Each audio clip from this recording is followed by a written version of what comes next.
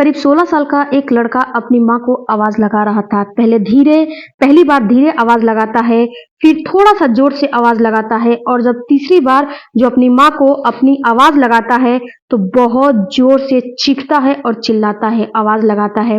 पहली बार में तो माँ समझी नहीं और दूसरी बार में उसकी जो भी ध्यान था वो टूटता है और तीसरी बार में वह दौड़ते हुए अपने बेटे की तरफ जाती है और जैसे ही घर की दहलीज को पार किया, उसकी गोद में जाकर उसके बेटे का जो सर है वो गिर जाता है। बस इतना था कि अपने ही बेटे का जो सर है उसे फुटबॉल की तरह जो है उसके सामने गिरता है और उसकी चीखें निकल जाती है, वह चिल्लाने लगती है। चीख पुकार की आवाज पूरी गांव में फैल जाती है, पूरी गांव में न केवल गांव में बल्कि आसपास के लोग तक फैल जाती है।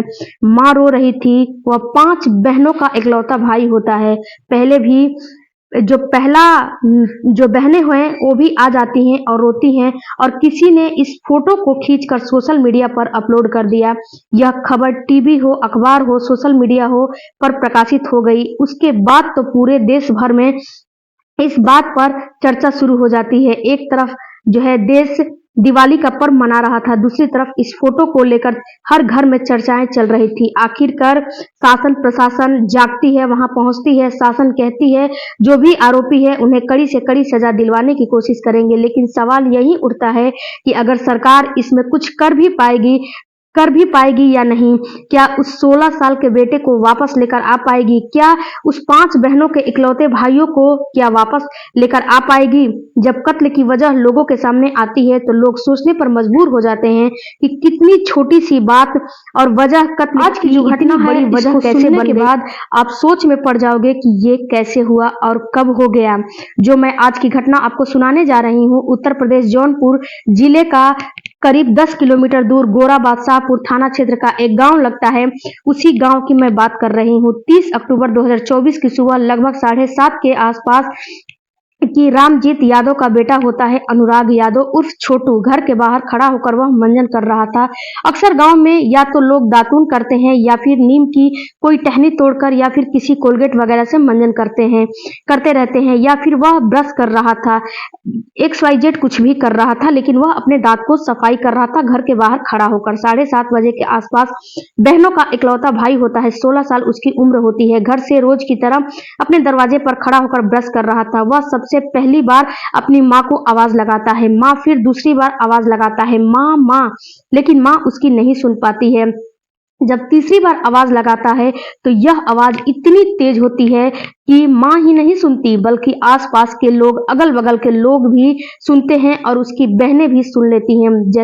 जैसे कि ऐसा लग रहा था कि वह बार बार आवाज माँ माँ गूंज रही है, माँ माँ कह रहा है। और जैसे माँ आशा देवी होती हैं, अपनी दहलीज को जैसे ही पार करती हैं, अपने घर से बाहर निकलती हैं और पार करती हैं तो सामने से बेटा दिखाई देता है, लेकिन बेटे का जो गर्दन होती है वह एकदम से धड़ से अलग होकर माँ की गोद में आकर गिर जाता है। माँ चिल्लाती है, मेरे बेटे को मार दिया, जो भी कह सकती थी उस बीच में कह रही थी। अब वह समझ नहीं पा रही थी कि आखिरकार 3-4 लोग होते हैं, गांव का ही एक व्यक्ति होता है जिसका नाम लालता यादव होता है, जिसका एक बेटा होता है रमेश यादव, सूरज यादव, 5 से 7 लोग होते हैं यह। और किसी के हाथ में हंसिया होती है, किसी के हाथ में तलवार, किसी के हाथ में कुल्हाड़ी तो किसी के हाथ में अन्य अस्त्र शस्त्र ये लोग लिए रहते हैं। और वह लड़का के पीछे पड़े हुए थे, लड़का इधर से उधर भाग रहा था और सामने आप अपने आप को बचाने की कोशिश कर रहा था। इसी बीच में वह आवाज लगा रहा था और अपने आप को बचाने की कोशिश कर रहा था। इसी बीच में लोग, आसपास के लोग समझ ही नहीं पा रहे थे कि आखिर क्या हो रहा है। लड़का तीसरी बार आवाज लगाकर जो है धीरे धीरे शांत होता है। तभी लड़के के पास एक तलवार आती है और तलवार इतनी तेज होती है कि एक बार में ही जो है सर जो है धड़ से अलग हो जाता है और माँ का रो रो के बुरा हाल होता है, क्योंकि माँ के गोद में ही वह सर गिर जाता है। इस घटना को लेकर सड़कों पर लोग उतर जाते हैं, न केवल पूरा गांव उतरता है, सोशल मीडिया पर ही कुछ देर में खबर वायरल होने लगती है। डॉक्टर दिनेश चंद और साथ ही SP डॉक्टर अजय पाल शर्मा और बादशाहपुर के तमाम आईएएस तमाम अधिकारी यदि मौके पर तुरंत पहुंचते हैं और उसके बाद फिर पुलिस वाले आ जाते हैं। 29 अक्टूबर 2024 को यह लड़का, इसका नाम अनुराग यादव होता है, वह अपने घर से कुछ ही दूरी पर एक छोटी सी जमीन का टुकड़ा होता है, उस जमीन के टुकड़े पर साफ सफाई कर रहा था। और जैसे ही इसकी यह बात अच्छी थी, लोग इससे पूछते हैं कि ये सफाई क्यों कर रहे हो, तुम ये सब क्या कर रहे हो। वह कहता है कि अगले दिन दिवाली है, दिवाली का त्योहार है, इसीलिए साफ सफाई कर रहा हूँ। इसी बीच में पड़ोसी रहता है जिसका नाम लालता प्रसाद होता है, और वह आता है और उस लड़के को बहुत बुरा भला बोलने लगता है और डांटने लगता है, तरह तरह की गंदी गंदी गालियां देने लगता है।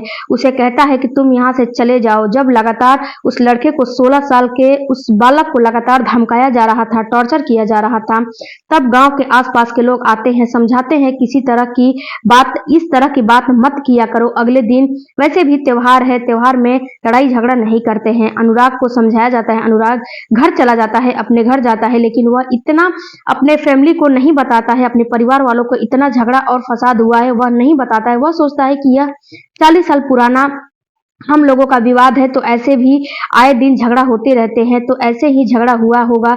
लेकिन जो लालता प्रसाद था वह इतना दुष्ट प्रवृत्ति का था कि उसको ऐसा लगता है कि उसकी कितनी बड़ी बेइज्जती की गई है। वह अपनी बेइज्जती का बदला लेने के लिए जो है तुरंत ही स्थान, वहां का जो घर होता है वह, और एक जो है प्लानिंग करते हैं, अपने घर पे सभी लोगों को बुला के प्लानिंग करता है, और इसका बेटा और उसके घर वाले शामिल होते हैं इस प्लानिंग में। और जब सुबह होता है तो सबसे पहले वकील को दौड़ाया जाता है, वकील भाग जाता है और 7:30 का टाइम हो रहा है और लड़का वहीं पे दरवाजे पे खड़े होकर अपना दांत साफ कर रहा था। तभी यह लोग तलवार लेकर वहां पहुंचते हैं और उस वकील तो भाग जाता है, लेकिन लड़के का धड़ जो है, अब उसके जिस धड़ से उसका सर ही अलग कर देते हैं, उसकी हत्या कर देते हैं। सोशल मीडिया पर यह खबर अब आग की तरह वायरल होने लगती है। दरअसल यह कहानी है 1995 की, और जो है रामजीत यादव, उसके 20 मीटर दूर एक लालता यादव के नाम का व्यक्ति है। लालता यादव एक दबंग प्रवृत्ति का व्यक्ति है।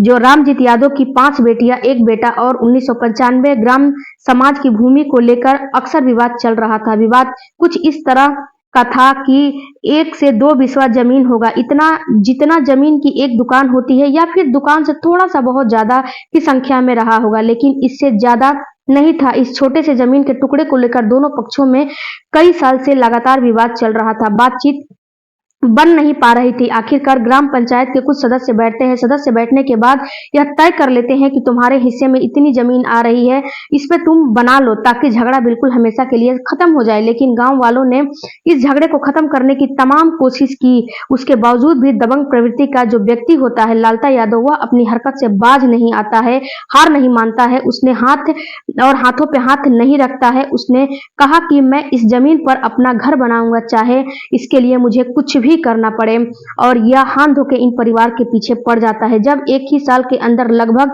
रामजीत यादव के परिवार पर यह 16 मुकदमे दर्ज करा दिए गए थे, और इस जो घटना हुआ है उसके लगभग 10 दिन पहले भी 18वां मुकदमा लिखा गया था। मामला कोर्ट में विचाराधीन चल रहा था। लेकिन जो रामजीत के परिवार को लगातार किसी न किसी मुकदमे में ये लोग उलझाया जा रहा था। एक परिवार गरीब होता है, एक परिवार दबंग होता है। एक दबंग परिवार में एक दरोगा भी बताया जाता है, और दरोगा जैसा कह रहा था पुलिस को, अपने इशारे पर कुछ ऐसे ही नचा रहा था। अब यह परिवार जो रामजीत का होता है, अनुराग यादव का परिवार होता है, वह सोचने समझने की उसकी क्षमता खत्म हो गई है। उनकी कुछ सुनवाई ही नहीं हो रही थी, और उसके बावजूद भी जो दारोगा होता है, और यह सिलसिला ऐसे ही चल रहा था। लेकिन यह जैसे 30 तारीख को अनुराग यादव की गर्दन काटकर हत्या कर दी गई है, प्रदेश भर में इस बात को लेकर बवाल मचा हुआ है, और मुकदमा भी दर्ज कर लिया जाता है, और पुलिस आती है इन आरोपियों को गिरफ्तार करने के लिए तमाम दबिशें दी जा रही है। इधर जो पूर्व मुख्यमंत्री अखिलेश यादव हैं, वह एक तरफ कहते हैं जंगल राज्य है, दूसरी तरफ सरकार पर भी उंगलियां उठाना शुरू कर देते हैं। सरकार कहती है कि अपना काम सरकार कर रही है, और जितनी जल्दी हो सके हम आरोपी को गिरफ्तार करके जेल भेज देंगे। दरअसल अनुराग यादव की बहन का, जो स्वाति यादव है, उसका एक इंटरव्यू वायरल हो रहा है, तेजी से हो रहा है। वह बार बार कह रही है कि थाने चौकी के चक्कर लगाते हैं, कितनी बार एप्लीकेशन दी जाती है, कितनी बार लेखपाल को और कानून को पत्र लिखा जाता है, और एक बार बुलाया जाता है कि मेरे घर आकर आप लोग इस एक विषय महज 2 बिस्वे जमीन का विवाद को खत्म कर दीजिए, क्योंकि यह लोग जानते थे कि जो दूसरी पार्टी है वह बिल्कुल ही दबंग प्रवृत्ति की है और कुछ भी कर सकती है। उनके परिवार में एक दारोगा था जो कि अपने पुलिस प्रशासन होने का भरपूर फायदा उठा रहा था और पुलिस प्रशासन को अपने इशारे पर नचा रहा था, और किसी ने भी उधर उस परिवार के पास जाकर यह नहीं देखा कि आखिर मामला क्या है। इस चीज की सुनवाई नहीं की और कुछ भी नहीं किया। लेकिन यह जब हत्या हो जाती है तो तमाम जो है नेता, सपा हो या फिर बासपा हो या फिर भाजपा हो, फिर कोई भी हो, तमाम नेता वहां पर पहुंचते हैं, तमाम मीडियाकर्मी पहुंच जाती है और यह घटनाक्रम पूरे देश में चर्चित हो जाती है। जिस दिन दीपावली मनाई जा रही थी, उस दिन इस घटना को लेकर घर घर में चर्चा हो रही थी कि एक 16 साल का लड़का है जिसकी गर्दन काटकर हत्या कर दी जाती है। छोटे से जमीन के टुकड़ों को लेकर बहन साफ साफ कहती है कि या तो सरकार इस मामले में इन आरोपियों से बदला ले, नहीं तो मैं कम से कम इनका एनकाउंटर करे, जो मेरे भाई का जो है सर काटा है। नहीं एनकाउंटर करे तो खून का बदला खून से ले, नहीं तो बहन अपने भाई का बदला लेगी। कहीं ऐसा ना हो कि इन 5 बहनों में से कोई एक बहन फूलन देवी की तरह मैदान में उतरे और अपने भाई की हत्या कांड का बदला ले। इसीलिए सरकार की अपनी जिम्मेदारी बनती है और प्रशासन की अपनी जिम्मेदारी बनती है कि यह पहला मैटर नहीं है, लेकिन भविष्य में कितने ऐसे जो है मामले हैं जो कि पुलिस वाले देखकर अनदेखा भी कर देते हैं। यह बहन कह रही है कि दरोगा यह भी कह रहे हैं कि जब तक यह जमीन खून नहीं लेगी, खून नहीं मांगेगी, तब तक हम यहाँ पर नहीं आएंगे, नहीं पुलिस वाले आएंगे, उनके बारे में पता किया जाए कि हालांकि ये कौन ऐसा वाकया बोला है। डीएम कहते हैं कि इस मामले की उचित स्तरीय जांच की जा रही है। क्या जांच में उन दरोगा का, उन सिपाहियों का, उन अधिकारियों का सामना आप जो है चेहरा सामने आ पाएगा जिन्होंने यह बात कही है कि यह जमीन खून मांग रही है? क्या वह लेखपाल का नाम सामने आ पाएगा? क्या वह लोग चाहते थे कि कोई ना कोई हत्याकांड का अंजाम दिया जाए? इस केस में जितना दूसरी जो है लालता प्रसाद दोषी हैं, उससे कहीं ज्यादा दोषी हमारी प्रशासन है, पुलिस वाले हैं, दरोगा है, वह लोग भी हैं जो कि इस मामले को आगे बढ़ाने में मदद किया है। क्या इस मामले में लालता प्रसाद यादव का दरोगा है, जो दरोगा बेटा है, जो कि उसने पुलिस की वर्दी पहन के पुलिस को ही धोखा दिया है, नाजायज फायदा उठाया है, क्या उसका भी एनकाउंटर होना चाहिए? बहुत सारे सवाल हैं। इन सारे सवालों का जवाब जो कि जनता मांग रही है, इन जनता से तो बहुत दूर है, लेकिन यह 5 बहनें और माता पिता मांग रहे हैं जो कि इनका इकलौता भाई था। दोस्तों, इन सारे सवालों का जवाब आखिर कौन देगा? कौन है वह लड़का? वह लड़का एक खिलाड़ी भी था और वह इतना डर चुका था कि वह अपने प्रैक्टिस करने भी इन लोगों के डर से नहीं जा रहा था। इस परिवार के जो वह इन लोगों के सामने भी नहीं आ रहा था। सरकार को चाहिए कि इस मामले में सख्त से सख्त कदम उठाए और आरोपियों को कड़ी से कड़ी सजा दे और कुछ ऐसे नियम लगाएं जो कि छोटे से छोटे ऐसे जो मेड़ वाले विवाद होते हैं, जमीन की विवादें होती हैं, उसको दोनों पक्षों को बैठाकर समझाया जाए और उन लोगों को समझा के इस मामले को सुलह कराया जाए। दोस्तों, इस कहानी को सुनाने का मकसद आप लोगों को परेशान करना, आप लोगों का दिल दुखाना नहीं है, बल्कि आप लोगों को जागृत करना है।